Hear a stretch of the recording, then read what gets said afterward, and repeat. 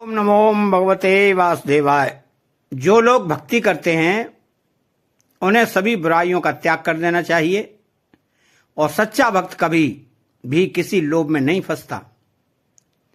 पूरी कहानी सुनने के लिए चैनल को सब्सक्राइब करें, बेल आइकन घंटी को दबाएं और कमेंट बॉक्स में जय सिया राम लिखें और जय सिया राम।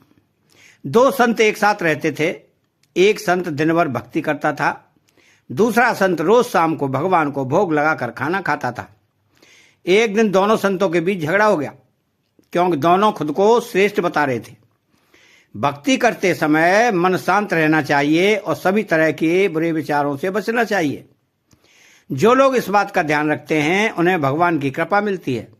इस संबंध में एक लोक कथा प्रचलित है। कथा के अनुसार पुराने समय में दो संत एक साथ रहते थे। दोनों की भक्ति का तरीका अलग अलग था। एक संत दिन भर तपस्या और मंत्र जाप करता रहता था, जबकि दूसरा संत रोज सुबह शाम पहले भगवान को भोग लगाता और फिर खुद भोजन करता था। एक दिन दोनों के बीच झगड़ा होने लगा। बड़ा संत कौन है? इस दौरान वहां नारद मुनि पहुंच गए। नारद जी ने दोनों संतों से पूछा कि किस बात के लिए लड़ाई कर रहे हैं। संतों ने बताया कि हम ये तय नहीं कर पा रहे हैं कि दोनों में बड़ा संत कौन है। नारद जी ने कहा कि ये तो छोटी सी बात है, इसका फैसला मैं कल कर देता हूं। अगले दिन नारद मुनि ने मंदिर में दोनों संतों की जगह के पास हीरे की एक एक अंगूठी रख दी। पहले तप करने वाला संत वहां पहुंचा। उसने एक अंगूठी देखी और चुपचाप उसे अपने आसन के नीचे छिपाकर मंत्र जाप करने लगा।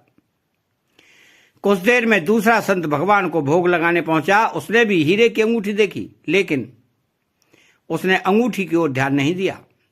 भगवान को भोग लगाया और खाना खाने लगा। उसने अंगूठी नहीं उठाई। उसके मन में लालच नहीं जागा, क्योंकि उसे भरोसा था कि भगवान रोज उसके लिए खाने की व्यवस्था जरूर करेंगे। कुछ देर बाद वहां नारद जी आ गए। दोनों संतों ने पूछा कि अब आप बताएं कि हम दोनों में बड़ा संत कौन है। तो नारद जी ने तपस्या करने वाले संत को खड़े होने के लिए कहा। जैसे ही संत खड़ा हुआ तो उसके आसन के नीचे छिपी हुई अंगूठी दिख गई। नारद मुनि ने उससे कहा कि तुम दोनों में भोग लगाकर खाना खाने वाला संत बड़ा है। तपस्या करने वाले संत में चोरी करने की बुरी आदत है। उसने भक्ति के समय में भी चोरी करने से संकोच नहीं किया। जब भोग लगाने वाले संत ने अंगूठी की ओर ध्यान तक नहीं दिया। इस कारण वही संत बड़ा है। इस प्रसंग की सीख यह है कि भक्ति तभी सफल होती है जब भक्त के मन में बुरे विचार न हो, भक्त के बुरे काम न करता हो। जिस भक्त के विचार पवित्र हैं और जो बुरे कामों से दूर रहता है, सिर्फ उसे ही भगवान की कृपा मिलती है। अतः चैनल को सब्सक्राइब करें, बेल आइकन घंटी को दबाएं और कमेंट बॉक्स में जय सिया राम लिखें और जय सिया राम।